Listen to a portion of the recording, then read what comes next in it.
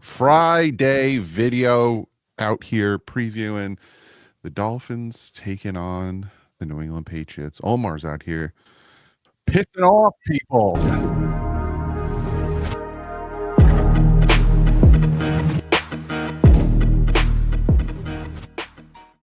What is up, Finn fans? How's everyone doing on this glorious Friday? Before we jump into all the good stuff, I do have to keep you guys up to date with the sponsors. And obviously we have SeatGeek, fantastic sponsor. If you're going to the game on Sunday, go grab yourself some tickets. Use SeatGeek. Use the promo code PHINS FINS, and you get $20 off your first purchase. 28 million downloads, 70,000 events, the Dolphins being one of them. So again, you're going there, you don't got a ticket yet, go on SeatGeek, use our code, you get $20 off your first ticket. We also have another fantastic sponsor that I use all the time, and that is Sleeper. If you use the promo code HMA, you get 100% up to $100 match. Now, with Sleeper, they have a cool little thing, more or less, and I'm going to run through this real quick with the guys. And like I did last Friday, I'm just going to pick you randomly. Tua, let's go with TD, 231.5 passing yards, more or less. Less. Ooh, Devon Achane, half a touchdown. I went over last week. Allen, more or less. More. There we go. Tyreek Hill, let's go with Omar Kelly.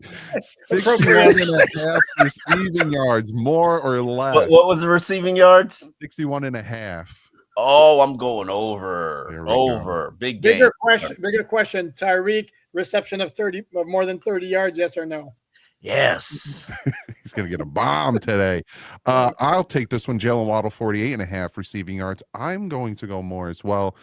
Their secondary got torched. We'll go more into this against the Raiders, and without Gonzalez out there. Again, it's going to be interesting. TD, you end it for us. Ollie Gordon, anytime touchdown, half, more or less. Less. Yeah, because they're probably not going to really use them that much. Yeah, they probably are. They certainly didn't use them that much in the first game, even though they said that their plan was to use them. Yeah. Yep. Also, if you want to become a member, you can hit the join button next to the subscribe button. You probably see our faces in the chat, our beautiful faces. You also get your name at the end, and you can tell us how long you've been a member, and you get a question answered. It's a really cool little perk there. And as well, you can find us on Spotify and Apple. Leave a 5-star rating. Let us know. So, previewing the Dolphins game, let's real quick jump into the injury report. We have 4 players out. None of them should be a surprise. Austin Jackson dealing with a toe injury. Benito Jones dealing with an oblique. Darren Waller, that's all I got to say about that. Storm Duck with an ankle injury out. And then we have 2 doubtfuls in Ethan Bonner and Jalen Wright. But they went from not practicing to limited. How much did you guys see of Jalen Wright? Did he get a little bit, like, do you expect him against Buffalo? Is that why he's not playing against the Patriots? Yeah, maybe. I think he's probably 2 weeks of practice before you're going to see him back in the action. But while they have access to Jeff Wilson, I think they're still going to continue to use Jeff Wilson.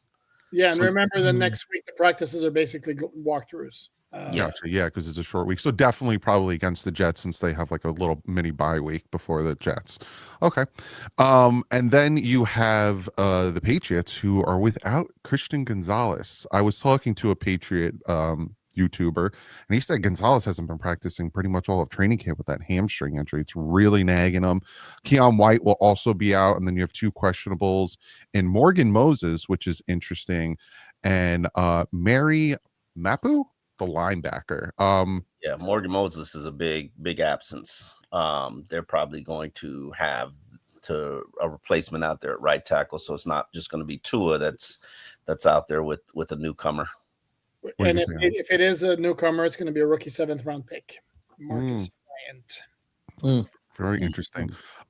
Let's get into kind of what I hinted at before, which was last week. Now, the Patriots got torched, like absolutely torched by the Raiders. Raiders don't really have any great receivers. Obviously, they have Brock Bowers, a very, very good tight end. But yeah, respectful. Raiders don't have any great receivers. Hold on. They don't. Jacoby Myers is a decent player when he's not lateraling on the last play of the game, of a tied game from the was it against? It was against New England. No, he was New England against the Raiders. When you remember that play when he lateraled from the oh yeah. Woo, me. And then who was that? Chandler Jones. Yeah, just stiff arm. Yeah. Mike Jones, you sit down. Their total, so on defense, total yards is 26. They gave up 389 last week. Passing is 31st. They gave up 333 yards. They are 5th in rush defense with 56, 14th in scoring. They gave up 20 points. They are 3rd, though, in sacks, which worries me because, again, the whole right side of our line is new. 12th and 3rd down completion percentage, 38.5, and they only had 1 takeaway. So, again, without having Gonzalez out there, what is your guys' thoughts on what the Dolphins offense can do to attack this defense? We'll start with PD. I'm concerned about it, actually. You got to look at why the Raiders were able to move the ball on the New England Patriots. One weapon that they have that we don't have at all is a tight end named Bowers. And he was ripping them to shreds. And that was a big, 20 yards a catch, 20.6 yards a catch or whatever. They were ripping him to shreds. So I can't count on that advantage for the Miami Dolphins. What, you don't believe in Julian Hill? See, Omar? No, let me just okay. I'll play with you. No, I don't. Okay. And Jacoby Myers, let's not forget, Gino was operating outside the numbers. Yeah, and doing a solid job doing it, actually. So, again, an area that I don't know if I feel confident in us actually doing. And in the passing game, that was about 70% of their passing game right there. Just those two things: operating outside the numbers, tight end going crazy over the middle. Miami don't have that. Miami don't have either of those elements. And the Raiders got their run game shut down. Yeah. The Patriots. So it's not what people think when you look at, they went crazy on them. Man, Gino just had a great day with the tight end over the middle and the outside throws to Myers, explosive plays. So I can't see the Dolphins having a huge advantage there. But what I can tell you is that we're going to run a lot at this inexperience or defense with Rabel because this is new to them, what they're trying to do. And we have to take advantage of that. Not having Christian Gonzalez out there stretching the field and seeing where you can get your opportunities. Something's going to have to replace opportunities over the middle that Brock Bowers, did for the Raiders. But Miami Daniel just got to figure that piece of it out. So you just asked about offense, right? Yeah, well, I got a question just to push back a little bit. They have Bowers. We don't have a tight end, which you're 100% correct. Yeah. But they also don't have Tyreek Hill and Jalen Waddle.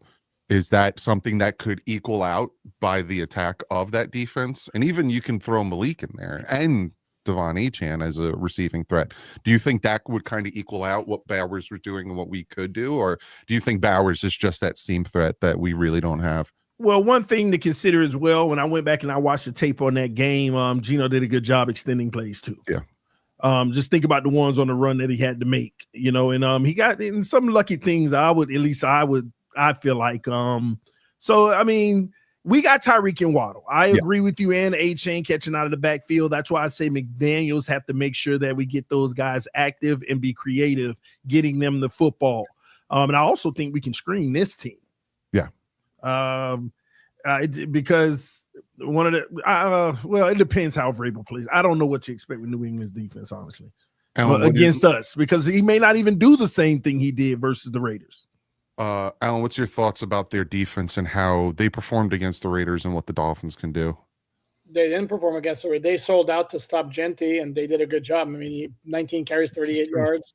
And I saw the game as well. I watched the replay of it, and the coverage was really, really poor down the field. And mind you, they're breaking in 2 new safeties because they've benched Kyle Duggar.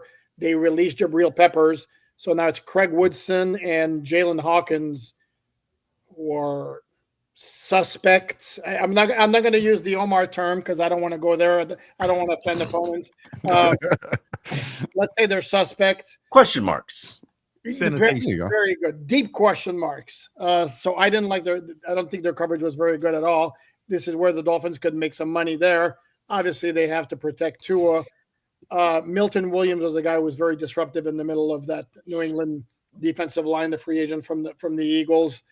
But this is a matchup. And here's the thing: we know the Dolphins are going to make adjustments, do better than they did offensively than in Week 1. Hopefully. Same applies. This is not going to be the Mike Vrabel defense the whole year. This was their first shot with him.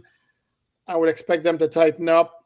I would be a lot more concerned with this matchup, and I hate to make one player that much of a difference. Christian Gonzalez being out is big because now they have Carlton Davis III on one side, who's a very good cornerback, and the other one's a very unproven commodity, Alex Austin.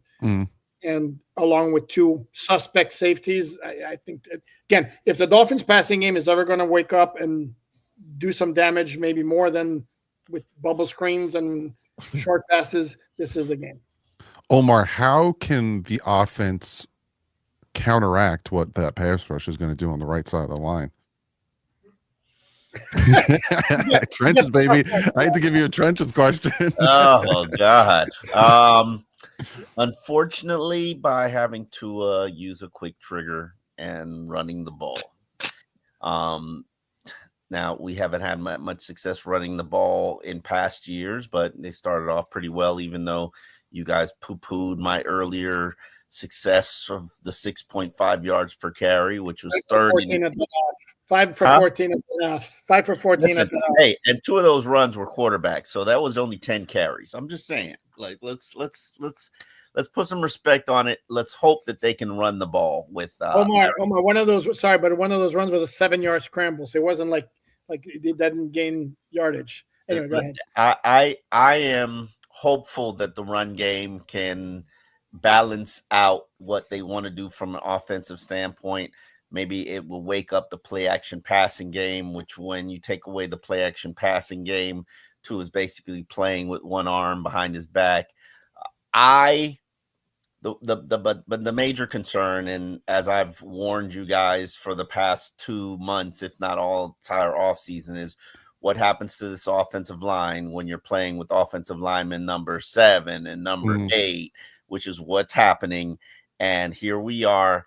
It's just going to rush the operation for Tua, which is going to continue to stifle the passing game, which is going to continue to frustrate the wide receivers, which is going to continue to make them look like a dink-dunk offense. Yeah, it's going to be interesting. And then you look at it on the flip side, our defense let them score every single drive against Indianapolis, every single drive. They are 29th in the NFL. Hey, the defense did not let them score. Indianapolis found a way to score 7 drives. Yeah, I'll give you that. Miami was unable to stop them. A lot of Dolphin fans are going to be watching that Colts-Broncos game and hoping that the Colts blow the Broncos out. So we're going to feel, okay, maybe the Colts are just really that good. They're not going to blow them out. They don't be shocked. Don't be shocked if they win. Yeah, I would. Well, we would. It would make Dolphin fans feel better if it was another 33-8. Yeah, 34-8. How's that? Like if we get to midseason and the Indianapolis Colts are this year's Minnesota Vikings, we last year's Minnesota Vikings, we'll feel a lot better about getting pimp slapped by the Colts in the season opener. But yeah, it's one thing. I thought about this today. I think I had a conversation with somebody. Their strength, which is their offensive line, counteracted your strength, which is your defensive line. End of story. And they dominated that matchup. Yeah, they dominated. Their strength beat your strength and neutralized everything that you could do, wanted to do, possibly thought about doing on defense. Okay, now what? You know, how many teams do the Dolphins face that has the Colts offensive line? I don't know that many, but not New England, that's for sure. Yeah, not New England. But here's the thing: if we go into another game where the pass rush is ineffective again, despite their 4-man wave and Zach Sealer and the blitzes that they throw, then we got to wonder what the heck is going on here, because this is how your team was built. Exactly. And like I was saying, stat wise, 29th in total yards, 25th in passing, 27th in rushing, 29th in scoring, 22nd in sacks. We only got 1 sack, 19th in third down conversion rate. That's not too bad. Yeah, they spent all last year like top 5 in third down conversion rate. It was like, and then 30th in takeaways. Not even 30th. Sorry, we didn't get a takeaway. I think we're like 32nd. Last, but Doug, the rankings are all after 1 week, so it's exactly. Well, something to go off of. Simple. But yeah, so how can this Dolphin defense, like, are we going to sit here and have Drake May have another fantastic game, or is the team going to, get together and actually not freelance, like Bradley Chubb was saying? I don't like that freelance excuse. I've heard that. I don't agree with it. I've heard that for so many years. When you have a bad defensive effort, you hear, "Oh, everybody was freelancing." Everybody. But when it work, it's silence and happiness and praise. So then what was the actual reason that the defense sucks so bad? They got physically whooped and they got out schemed. But but that's not something guys are going to say. Yeah, of course. Yeah. So then how do you correct that? You don't get physically whooped. There might have been like what? Easier said than done. I loved Kelvin Shepherd and man, did you see that? Yeah, I'm a big Kelvin Shepherd fan because when he was here, I loved him. I thought he was not only a good player, but he was insightful. He was thoughtful. It does not surprise me that he's a defensive coordinator, and he gave a phenomenal opening press conference, which basically nailed it down and said, we extract 3 plays from our defense and we're exactly what we want it to be. We just got to play better. And it was, I don't know if you guys saw that press conference, but it was like, Not only that, he was asked about facing Ben Johnson, his former colleague, and he was like, I couldn't care less about Ben Johnson. I'm worried about my players, and that's it. Next question. I mean, he was like, he was angry. I got a comment on that. Though what you asked, Doug, how do we not get out Physical, and beat up? And a part of it is schematic, but this is a moment where we got to be honest. Because they were more physical than you. They were in what areas? They were stronger. They were better than you. They were more. In some cases, they were even more skilled than you. In what? But you got to be more specific. In what areas are we specifically talking about? The roster. It doesn't like if you want me to be everybody. If you want to know, like, we got to have honest conversation if we're going to be blunt. And this is why, and Omar don't like to acknowledge this. This is why we beat the bad teams, because they can't. We're better, and the good teams that's more physical and better, they beat us. This is the correlation. And when you run into those teams, you outmatched. Supposed to be better than the Colts, and they just smack you around. So yeah.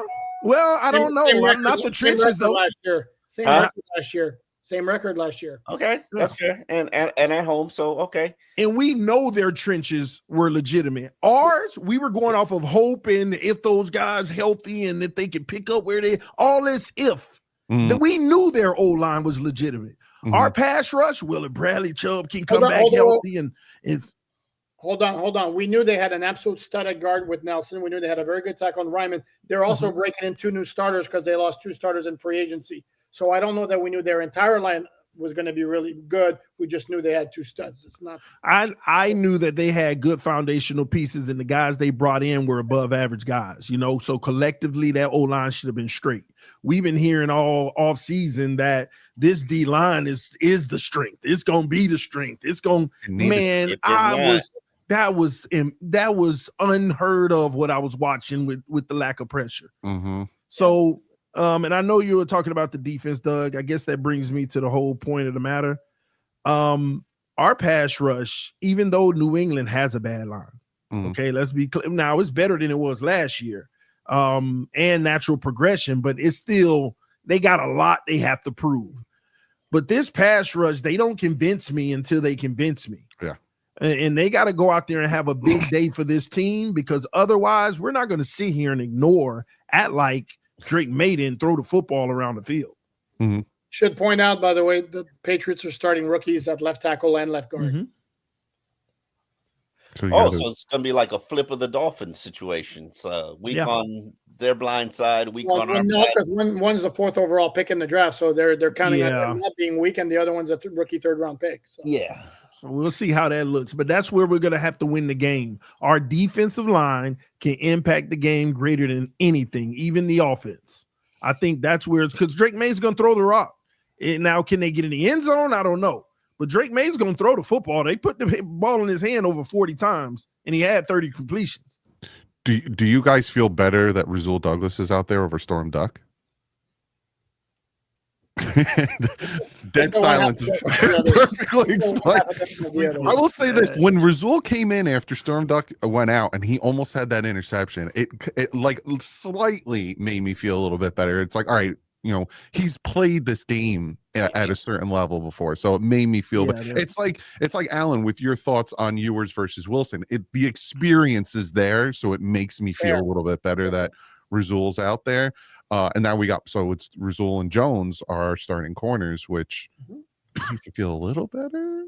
Jack Jones. With good ball skills for both players. Both players will get the ball if they get the chance. Now you have to play them the right style and the right scheme. The one thing that concerns me about the secondary a lot is that they're very predictable in terms of what they're going to play.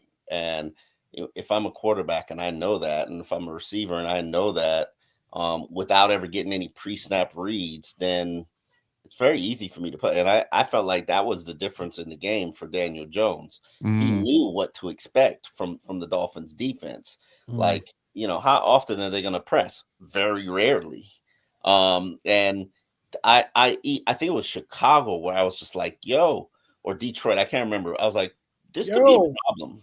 I was like, this could be a problem. The fact that you can't diversify what you play and how you play. But because you kept saying that every time someone would throw a name at you, like, oh, Asante Samuel Jr., this, that, you were like, they're not playing man. You were just very this is what they have to play. And it was, what it was? It was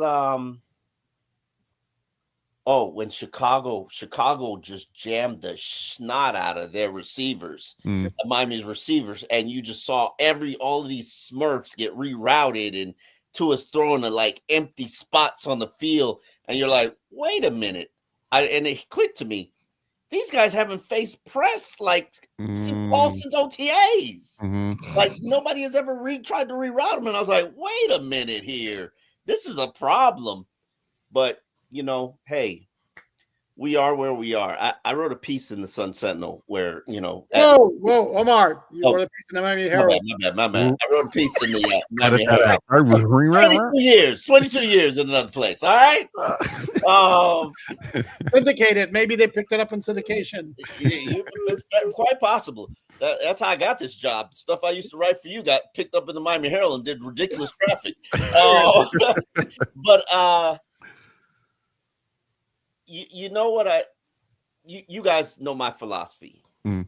After a loss, I'm gonna put my foot in your butt. When you win, I'll praise you. But when you lose, I'm gonna stick the foot where it need to go. So this week I spent some time doing research, and I remembered the we're always trying to solve this answer in this crisis about why do we fall short in November, December? Why do we have these toughness issues? Why are we always injury depleted at the end of the season? And then it came to my mind the Bill Parcells, bigger is better, planet Earth theory, roster full of exceptions. When you make exceptions, next thing you know, you look up, you have a roster full of exceptions. Then I started looking at the Dolphins roster. Third smallest quarterback in the NFL. Preach. Smallest starting running back in the NFL. And then the backup, this intended backup, Jalen Wright, is only an inch taller and 17 yards heavier. Wow. He's cut. I mean, he's come on. But he's still small. I looked up what the average of an NFL running back is, and they weigh 220 pounds. Okay, and what's the wide receiver? 5 of 6 guys are 5'10" and under. Yep. You get to the tight ends. We're only 2 available. One's a former converted wide receiver. Yeah. Projects. Projects. Skip the offensive line because smallest center in the NFL. Smallest center in the NFL. Then you defensive line, they're kind of okay. Then you get to the linebackers, one of the smaller inside linebacking cores in the NFL, where your biggest inside linebacker is Willie Gay, and he is defined as a small linebacker in the NFL, which is why he's had a fledgling NFL career. And he's your biggest inside linebacker. Secondary, you know how that is. It's a whole unit of undrafted guys, and so I'm not, and some of them are tall, like 6'3" and 6'2". We finally do have some tall cornerbacks that just got here like 3 weeks ago. Yeah. But the point is, okay, we started making these exceptions for these super talented players. And then here we are looking up 4 years later, the whole roster's full of exceptions. Mm-hmm. And I had the conversation with Mike McDaniel today, and it was a 6-minute answer, which I'm appreciative that it was a 6-minute answer because it let me know some of his thought process and philosophy and how things changed over the years in his mind. Because interestingly enough, the tree that he comes from is a completely contrasting tree from the Bill Parcells tree. Mm. Whereas Bill Parcells is big, the prototypes, Mike Shanahan, they want fast athletes. Yeah. And so it's like they're trying to marry both worlds because Chris Greer comes from the Bill Parcells tree.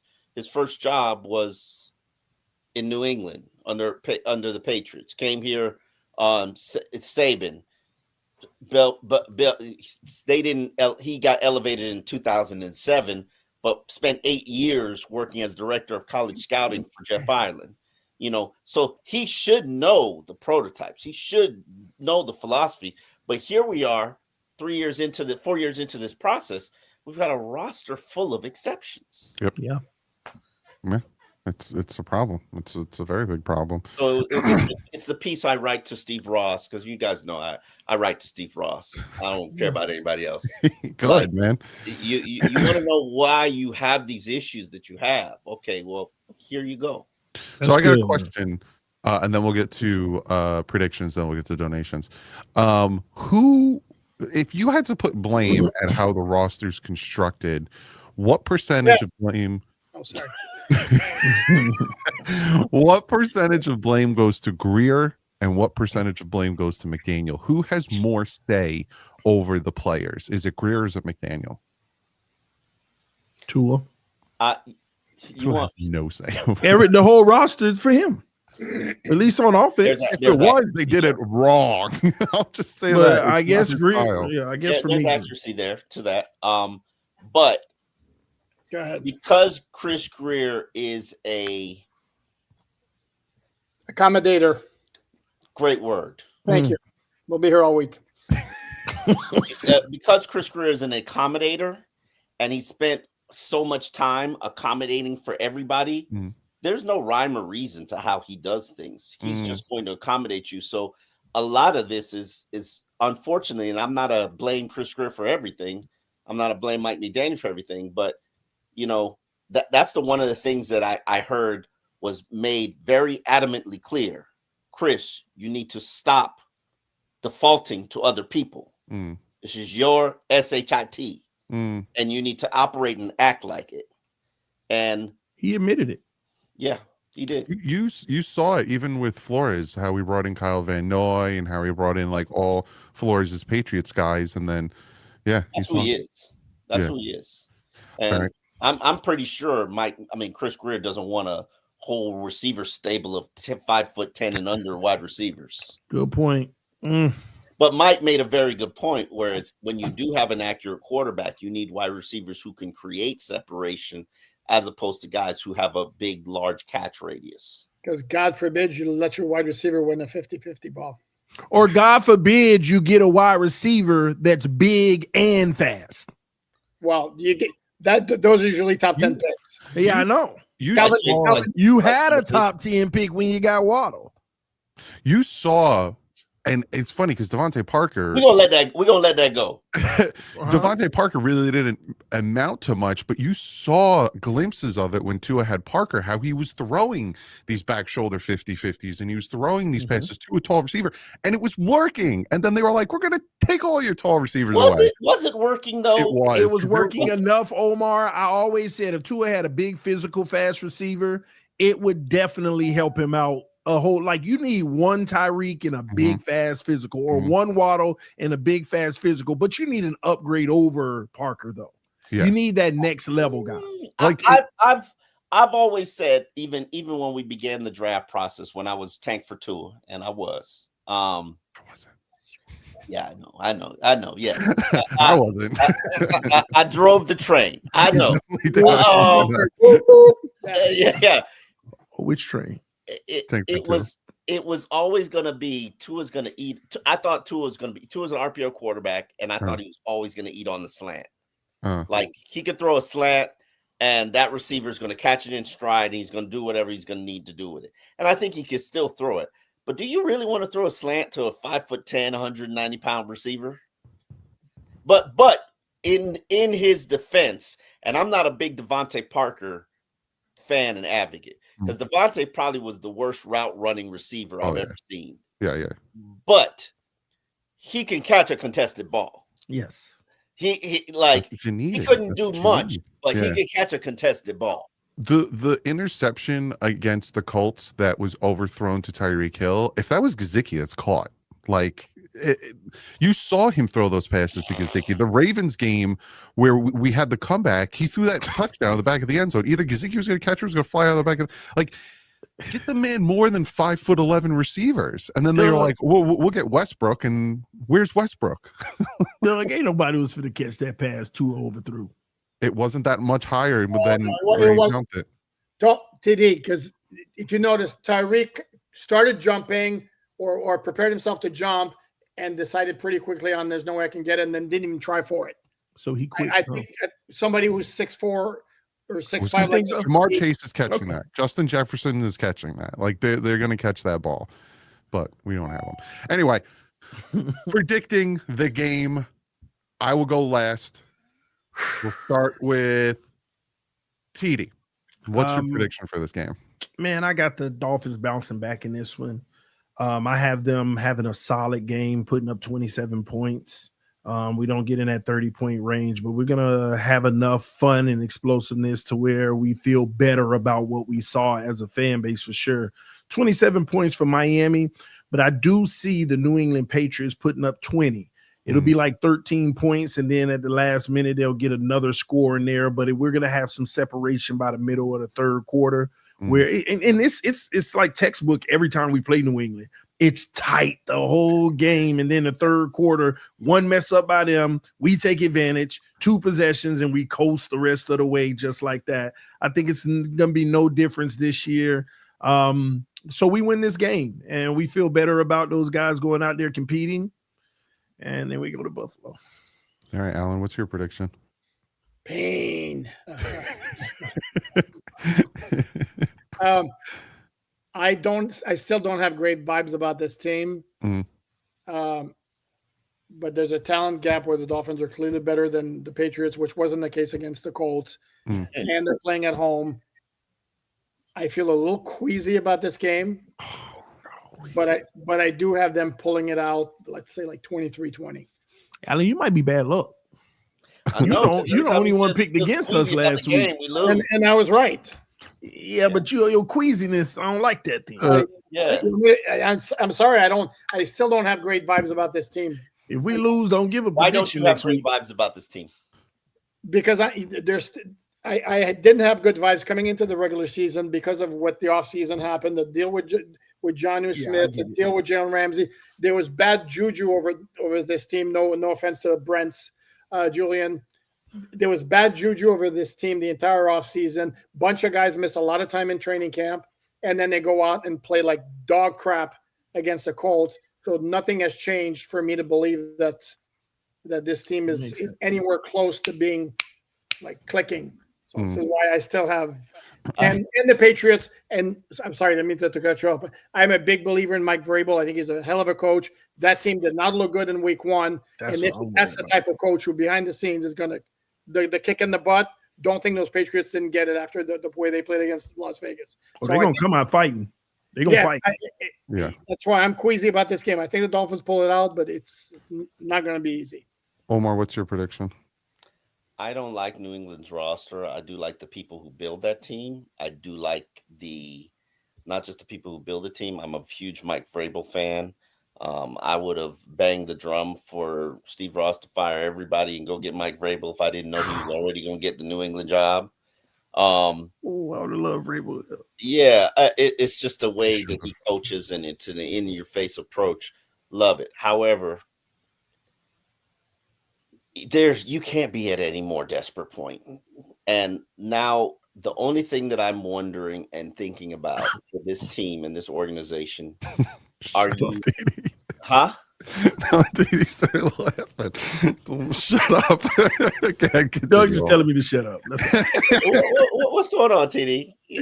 No. You're like, we couldn't be more desperate. And in my mind, I was just like, I hate when I hear stuff like that because I try to build myself to have hope for the team every week. And when you say it just hits my head when you say that. What if we lose? Oh my God! No. Like it's in my soul. Like this is the worst thing ever. If you lose Sunday, Mike McDaniel ain't making it to October. No. No. You could, you might as well hope y'all leasing, not buying. Like, it's like embarrassing for me because I talk about them all day, and it's like I stick up for them out here in these streets. But man, it's hard to stick up for them right now. Like everybody, it's open season on these Dolphins. And it's like so funny to watch. Like I think it was Wednesday. I put up a podcast about first players only meeting. Like, and then by Friday, the nation is caught on to, oh my God, they had a players only meeting after week one, and it just became like open season, bash. Oh, it started before that. Yeah. Oh no. Yeah. It started early in the week. Like, now Stephen A. has got a hold of it, and it's just it's open. And this is my thing about it. You could say whatever you want about this team right now. There's no repercussions, no consequences to it because of what they got going on. And you could say right now, Mike McDaniels has lost his team, and who can argue against it? No. Like who? Even if I've been there every day. Poupard's been there every day. I've seen a team that quit on their coach in Joe Philbin. This is not the case, but how can I argue against it? Yeah. So who are you taking, Miami or New England?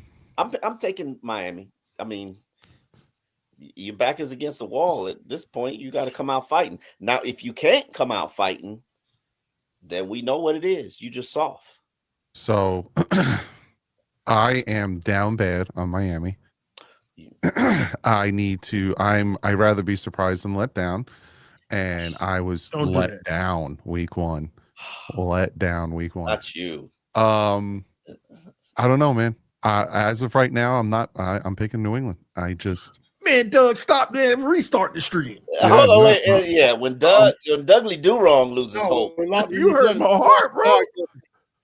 I'm picking New England because everyone keeps talking, and it's the same. Week one, it was Mike McDaniel didn't lose an opening game in 11 years. The Colts haven't won one, and now it's Tua hasn't lost to the Patriots, and Mike McDaniel hasn't lost to the Patriots, and it's just they keep throwing it out there. And Mike Vrabel loves to spank our team. So as of right now, and I'm getting a lot of crap for it, but again, I would love to be wrong. And again, I'd rather be surprised than let down.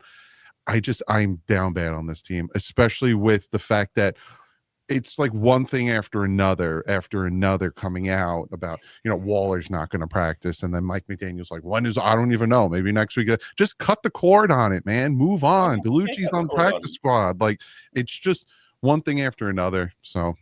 Yeah, see, but here's the thing, and this is a good question for you, Doug, because when the diehards like you quit, become apathetic on the team, that's when Steve Ross has got a problem.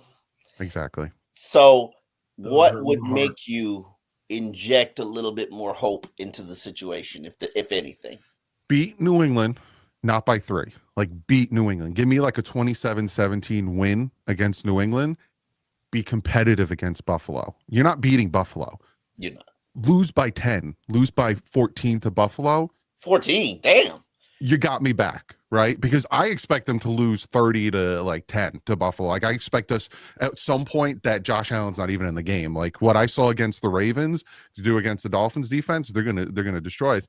And then you got the Jets. So it's like, if we can get to 2-2 at the end of September and we're competitive in the next 3 games and win 2 of them, you got me back, because the schedule does, it eases up a little bit. You got the Panthers, that's where you got me back. But if you go out and you suck again against the Patriots and eke out a win, and then you get destroyed in Buffalo, it's like, you got the Chargers, you got the Ravens, you got Buffalo again, you got the Steelers, you got Cincinnati. Like you start to sit there and go, you need to make a change. But I was saying when the season ended, they needed to make a change, and then he came out with that stupid letter that I now post all over their stuff. You know when we will know when there's a lot of trouble, and when we ask Doug for his prediction, and he'll be like, I don't care. Yeah, I'm not there yet. I'm getting close, but I'm not there. Doug, what do you think? I don't give a crap, man. Mike McDaniel's still here. Like, it just doesn't matter anymore. We have 800, almost 900 people in here. Be sure to hit that like button. We have a little less than 800 away from 9,000 subs. So hit that sub button. Let's get into these donations. Jacob with the tenner said, love the show, fellas. I follow all you for some time. With something spiraling, it may be hard to tell me, but who on this team could actually have a breakout year? Malik Washington. Yeah. Patrick I was Paul. actually going to say that. Patrick Paul. Patrick, yeah. Eichenberg.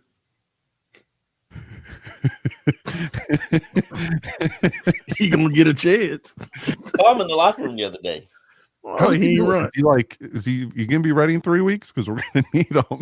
He looked better than the last time I saw him. I'll put it that way. It's his leg, right? Like, he was limping pretty bad last time. Yeah. Come on, hitting that join button. Appreciate you. Come on up. Let's see. Patrick, my man Patrick. On Dolphins Collective tonight, all declares that Hall of Fame quarterback is wrong about Tua. Oh, he has it. Oh, no. When did I say that? I didn't. Yes. He's in the Kurt Warner video. Is that what he's talking about?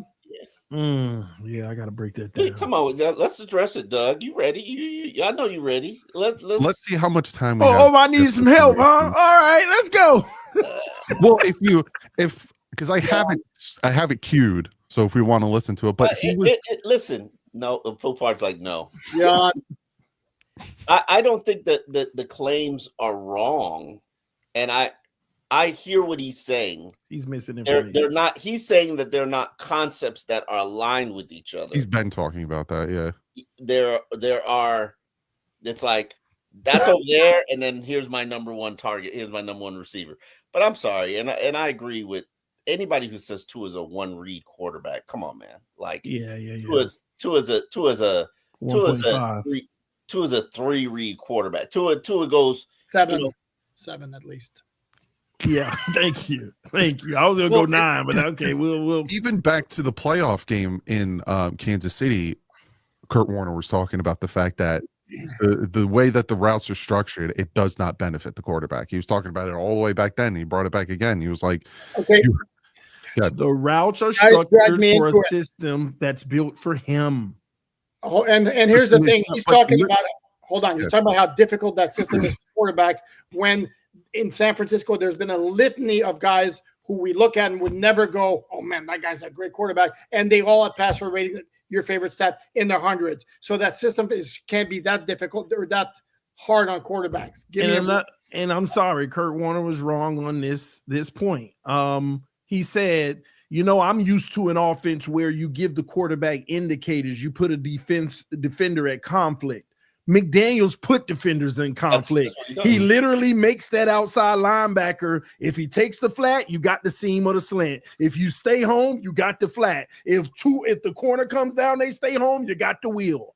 Like he actually does that in the system. What's happening, what you're seeing now are those cover 4 looks and things where they drift back and then the middle linebackers beeline in the flat and the outside linebacker stays still and Tua's like, all 3 of them covered.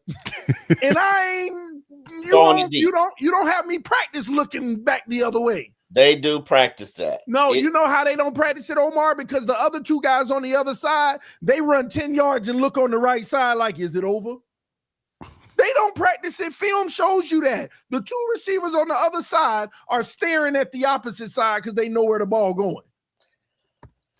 Here's my thing. Here's my thought. Something is clearly broken with the offense. This is not the offense that we saw in 2023. Yeah. When's the last time you saw Tua through a deep ball? I've seen it a couple in practice, but not on the consistent basis that I would like to. Where are the RPOs gone? Where have they gone? Then on top of that, you use play action a lot in 2023. Obviously, in the first game, you didn't have that much play action. But even when I'm watching practice, I don't see play action. It's not part of what you're doing. And since when can Tua not operate under center? Play action, RPOs, rollouts, diversify your offense. I would like to see Tua throw a 15-yard out or a comeback on the outside. Like, here it comes. Go ahead, TD. We you know what, Alan? I'm going to mature in this moment and just let Omar have that blasphemy. If he can roll to his left, he could throw a 15-yard out. He could throw a comeback. Left. Yeah, make sure his left. Shoot. Yeah. He could, you can have it, Omar. You can have the 15-yard outs in the comebacks if you think he can make that throw on a consistent basis. I've seen him make the throw, especially with a rollout. But yeah, okay. I'm starting to appreciate you more and more, TD. You said what I need people to start to say. Oh, on a consistent basis? Yeah. Because he can do it, but can he be consistent doing it? I don't try to add that, dog. I try to trigger people. He can't make it, and when he shouldn't throw it, and Poupard knows this, is when he's trailing big and cornerbacks can just sit on his routes. That's when he shouldn't throw it. See, prime example in the chat. Live Squad said Tua can't throw on the run. Shake my head. That's what I'm saying. He has. Can he do it consistently? My biggest knock, and we're going to move on after this. My biggest knock on why I didn't want to pay Tua his contract, and I wanted him to play on the 5th year, which people love to forget, is because he couldn't stay healthy, and he couldn't play on a high level on a consistent basis. And they should have let him ride the 5th year. Yeah. And that is the fairest assessment that exists. And why can't people just live with that? Live with that reality. Exactly. Brett with the tenor says, feeling lame for thinking this team was a doppelganger of the 1990 squad. There was more than a little inaccurate. It's only one week, Brett. Only one game. Fish Pilot with the tenor says, it doesn't look good right now, but it's only one game. they could turn it around, but will they is the big question. Fish Pilot with the tenor said, hope the home fans give RD a standing ovation when/if they get their first stop this year. And already? Jesus. My question is, how quickly will the boos come? Oh, quick. 3 and out. If they have a 3 and out to start the game. Very quick. British Finn with the €2 or pound. I think it's pound if you're British. Until Ross goes, nothing will change. Sell the team. Why do people always blame Ross? I don't get it. Ross he deserves blame. Not all the blame, but he's not a football guy.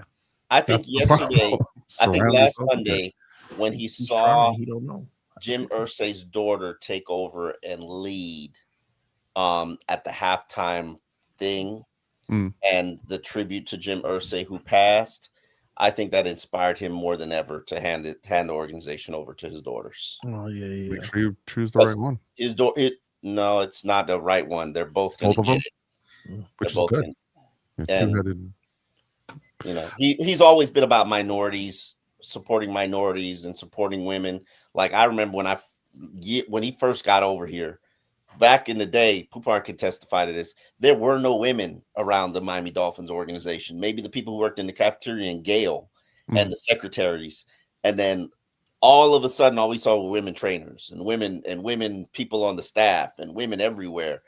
And I do believe he's going to hand his organization over to his daughters, no question. Oh, hasn't already said it, or is that? Yeah, he's already said it. Yes, and That's why I'm hoping and praying, which it's not going to happen, for Steelers' downfall. That ain't happening. What? Oh, that ain't happening. Jacob with the $5. Wear white at the game. I want to see how empty the stadium is with the Aqua Saints. Oh, prime example, and I think Omar talked about this. Prime example, if you watched last night's game, they did a whiteout for the Packers, and when they showed the aerial shot of the stadium, the whole stadium was white. We're playing during the day. They got the can. They don't know what they're doing. Prime example. Yeah, like I think the pictures for the Dolphins Colts game, which obviously was a horrible loss, but they're still not up on the website. Like the most recent pictures are the Jaguars preseason game. Maybe they didn't have photographer. Yeah, some layoffs though. Bad, man. Photo trips with the Tatter said, "Do you think Ross hasn't fired Greer yet because of the Brian Flores lawsuit still going on? He had a front row seat to everything that transpired with the bribes of the $100K a game and tampering. Allegedly. There is that out there. We're not going to say no, and probably another reason why they won't fire him and they'll just move him somewhere else." What's an Omar question? What? Because he the one on Twitter. Do you think that they didn't fire Greer yet because of Brian Flores?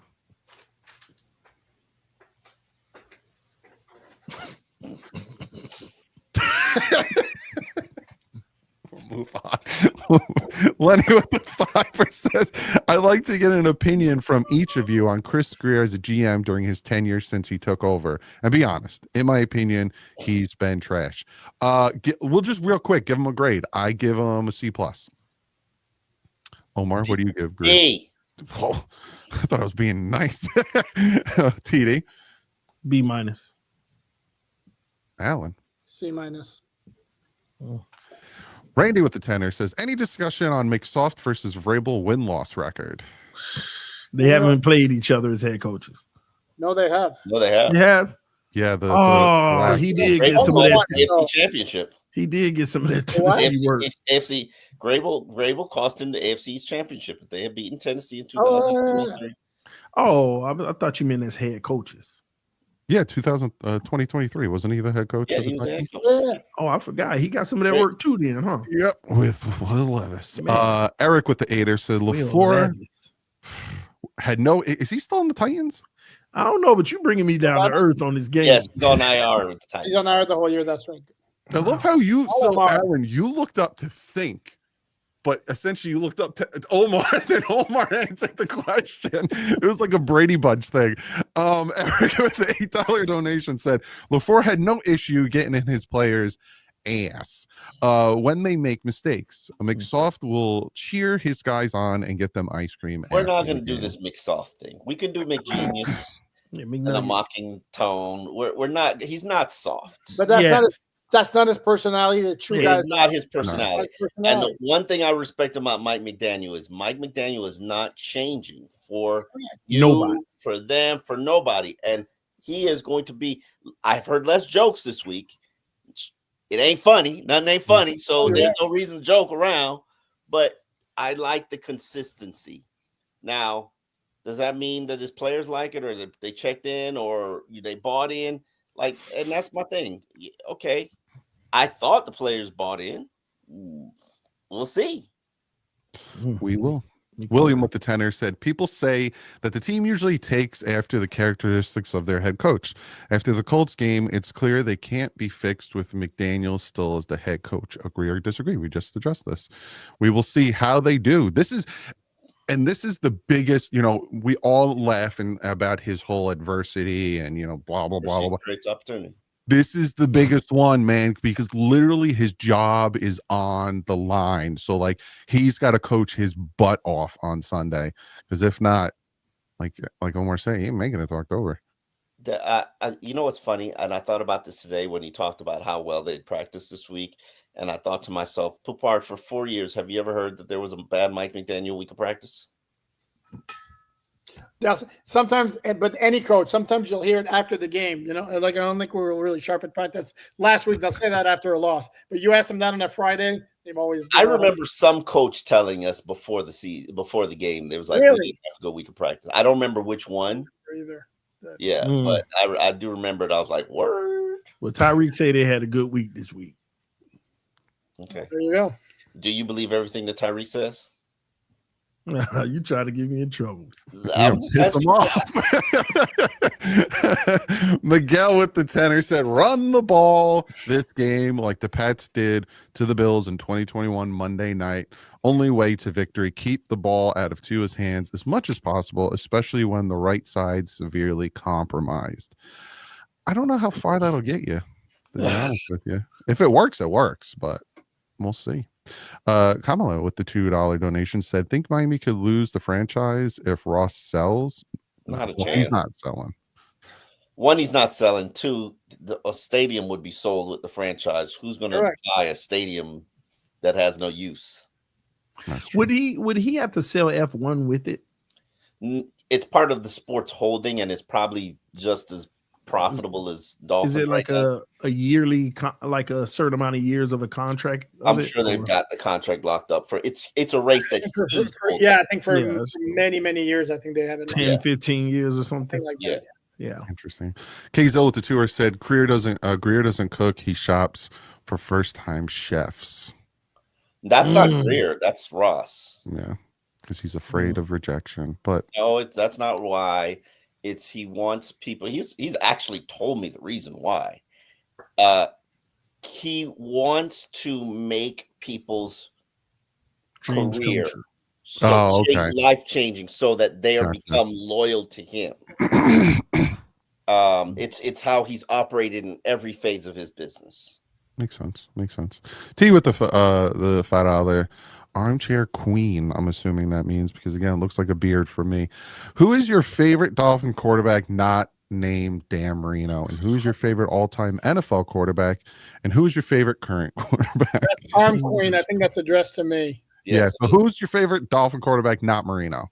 Chad Pennington. Who's your favorite all-time quarterback? Proving that I'm not an arm queen, because Chad Pennington didn't have a good arm. That's true. Who's your favorite all-time quarterback? I mean, to watch or what? To watch, I think Michael Vick was the guy I enjoyed watching the most. I mean, and my favorite QB, I'm gonna duck after I say this. Justin Herbert. No, Josh Allen. Yeah. Josh Allen. Okay. I hate Herbert's number 2. How long do we have to suffer being in a division with a great quarterback? Because Josh Allen is just he's good. He's good. And he's fun to watch too, because it's like he overrated. William with another tenor, he says, if week 1 repeats itself in week 2 and 3, do we start consider trading Hill? You can't trade Tua yet. Our pass rush for as many picks as we can get. Will Greer McDaniel be in unemployment line and week 4? Greer won't, right? Will they just get rid of them both, or will it be one then the other? You don't kind of GM in the middle. McDaniel is the oddball. Yep. And then we have to wait till the end of the year. So it would be literally up to Greer on what he can get for Hill. Hill's definitely being traded. I think today was confirmation that he knows he's being traded. If you lose week 2, if they start 0-3, Tyreek knows he's being traded. Let's not pretend like he said some very key things that people are not going to pay attention to, because they're going to pay attention to his comments that they're going to connect to Tua and whatever. He basically was like, all my kids are here. I don't want to move. I'm very thankful for the job that I have, but I understand the nature of this business. And by nature of this business, he means I need to go somewhere where I can help them win whatever they're going to win, so that I can get me a new contract. I keep telling people he needs the ball so he can get favored and get that new deal. That's why you got to get him the football, because if you keep stealing him out every week, he's going to start getting frustrated because he knows that's the next bag, how much it's worth. But also he's got to No, hold on. Doug, go back to the other one because I want to address this. Omar, let me say my piece, and you can go back to Tyreek if you want. You're not getting anything. If the Dolphins are in sell mode because week 1 repeats itself in 2 and 3, you're not getting anything for Tua in the trade. No, got too much money coming. yet. No, and which of your pass rushers do you think are getting you premium picks? The only one who does is Chop Robinson, and he's a young player on his Not rookie true. contract. I think you can get what define premium picks. A 1 or a 2. Oh hell no! Yeah, I don't think there's anybody on this roster that's going to get you a 1 or 2. You can get a 4 for Chubb. No, you can get Chubb. Maybe. No, I'm not. No, maybe team that need it. He's a 1-year rental. You're not getting a 4 for a 1-year rental. He got another year next year under contract. He's $20 million. Yeah, I know. Obviously, he's going to be restructured for the team that get him. So anybody who wants him can get him next year. Anybody who's traded is going to be a finishing piece for a title contender. That's well, like I said, which edge rushers gets you anything other than Chop? Jalen Phillips, I think, can get you. Oh, I think Jalen maybe a 4th. Yeah. You're a lot more. I like Jalen as a guy, but you're a lot more in love with him as a player than I am. You're right. He got carved up by the tight end. I think that's partly because of what he's being asked to do. But I think what he's being asked to do is predicated on the fact that nobody else can do it.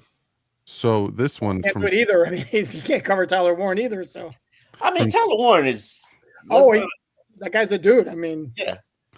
So this one from Snyder, $20 donation said, "Am I putting 500 or 1,000 on the Pats money line plus 105?" That would be for you, Doc, because you're the one who said they were winning.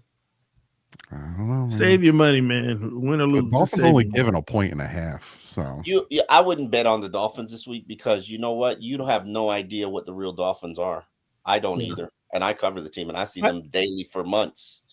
This is part of why I'm feeling queasy because I don't know about this team yet. I have no. And Doug, if you're saying that the spread is 1.5, that basically means if we're going under the and we're at home, that means we're actually underdogs. That means they think New England's a better team. Mm-hmm. Yeah, 3 points at home.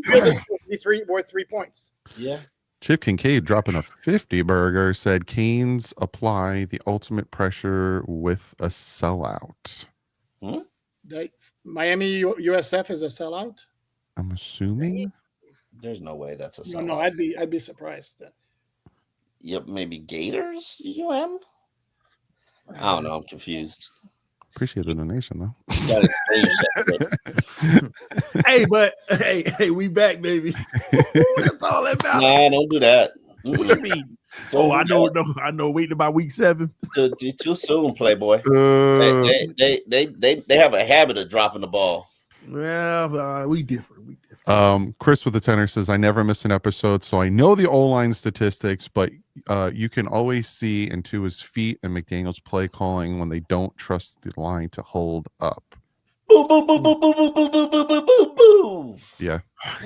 Who doesn't trust it? Tua and McDaniel.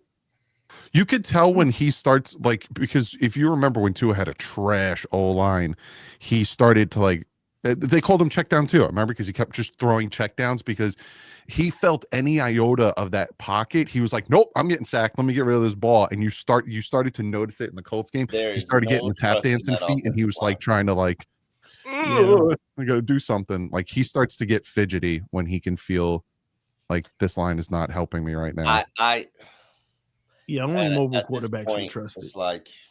I agree with you, TD. I agree with that. Yeah, mobile quarterbacks is y'all tripping, but let me go take care of this for y'all. Yeah, that's what I need it. But here's the thing, though. Me personally, I don't like mobile quarterbacks, and I'm in the same boat as Omar because I thought Jaden Daniels was going to get injured last night. That man was getting destroyed. He got his ankle rolled up under him. The mobile quarterback that I need is Josh Allen. So that's what I'm looking for. I'm looking for or the new version of Herbert. Jordan Love and Jaden Daniels, I promise you they'll both be hurt by the here's the thing though, TD. Justin Herbert didn't he already fracture his rib from running? He's already been banged up. You've never seen that wasn't running, he got sacked in the pocket. Yeah. But again, he's already you don't see that really from Josh Allen. So I know what I saw last week. That was Josh Allen on the field. I hope they don't play. I hope either of those teams, Baltimore and Buffalo, don't play like they played that Sunday night game. Because good Lord, if that's what the rest of the division conference got to go through, holy Dude, smoke! those are the two best teams in the conference. Oh man, My Lord. 60-10. Oh man, but you see the difference, man. Yeah. In every facet, the fighting in the trenches, the physicality in the secondary, the linebacker, like everything is flying with intensity. I was watching that game. I'm like, the Dolphins are not anywhere near either of these teams. No, not even in the same country as those two teams. Like it's. And I hate you can tell the difference. Yeah, it's so, and even with the Ravens secondary just getting torched by Josh Allen, they still were like it's just not even. If Derrick Henry doesn't fumble the ball, the Ravens win, and that's what it took. It took that bounce, and then which you can't do. Like that was a game versus two great teams. And you can't do that. And unfortunately, the Ravens, got the bad bounce and Buffalo took over. Devin with the 20 says, I have a suggestion for the offense. With both the right tackle and right guard out, why don't they have Tua do more rollouts to the left side to help with the protection? They did it on the 2-point conversion at the end of the game. Because that would take making adjustments. We all know. Also cuts the field in half for your. Yeah, you take away the illusion of manipulating the safety with his mechanics. That's one thing Tua is good at, holding off a safety, moving him one way when he know he's coming back the other way. You roll out defense, hey, let's follow it, and you don't have any illusion, any misdirection or anything. You don't want him throwing across his body back. No. But we're gonna get out of here. Enjoy the game Sunday, everyone. Again, if you want to get yourself some tickets, use SeatGeek, promo code PHAINS. I heard they were really cheap. And wear something white. Let's show some teams. Is that a thing they asked them to do? Wear white out. Yeah, they're white. Are they wearing throwbacks this year? They have not announced it yet. No, from what I heard, there's no throwbacks this year. No game will be a throwback. You're really pissing the fan base off. That's going to work. Jeez. Yeah, really. They might. You got the rivalry jersey again in week 4. Yeah. Did you see how bad the sales are doing on that? Like they're not. I think we have the lowest selling jersey because a lot of Dolphin fans after that Colts game. What jersey are you gonna buy? That's the other thing. Why have it only be active players? Throw Marino in there. Throw like. Oh, that's a good one. Right. Yeah. That's what I'm saying. But we'll be back Monday. Short week next week. Short week next week. TD's traveling. He's going to Buffalo. He's out of his mind. Why? He's heading to Buffalo. What's wrong with Buffalo? I will never. Omar, you going to Buffalo for this game? Yeah. He's going to go. This is his. Again, he said he's going to go in the hotel, hang out, get some food, go to the game, back to the hotel, hang out. I wanted to see if I could fly in that day, but I can't. You're going in Tuesday. Yeah, I'm going in Tuesday. So we will be live. You going in Tuesday? I'm going in Wednesday. Guys, it's an important announcement Doug's making. Let him talk. We'll be live Monday at 6. We'll be live before the games because there's 2 Monday night games. So we will be live 6 to 7 right before the 7:30 game starts. 6 to 7, and then we'll be live Friday same time, 6 to 7. There you go. Omar, did I miss the memo? Yeah, I thought we just had a conversation about 6:30 starts. Oh, that was Friday. It was just today. Behind the scenes, ladies and gentlemen. Behind the scenes. Omar, there's a Monday night game at 7 on Monday. We want to get done for people to watch the start of the game. We should just we'll put our text messages up so people can really be behind the scenes. Go check out Omar Kelly on Miami Herald, Alan Poupart, Miami Dolphins on SI. TD at youtube.com/TDFinStalk and myself at youtube.com/WDurong. Hopefully Monday we're here, we're laughing, we're having a good time. We beat the snot out of the Patriots and we get ready for Buffalo. Short turnaround, short week. But that's what we got for you. Again, Monday, not Tuesday, Monday. We'll see you Monday at 6 o'clock. Peace. Jinx Allen, you bad luck.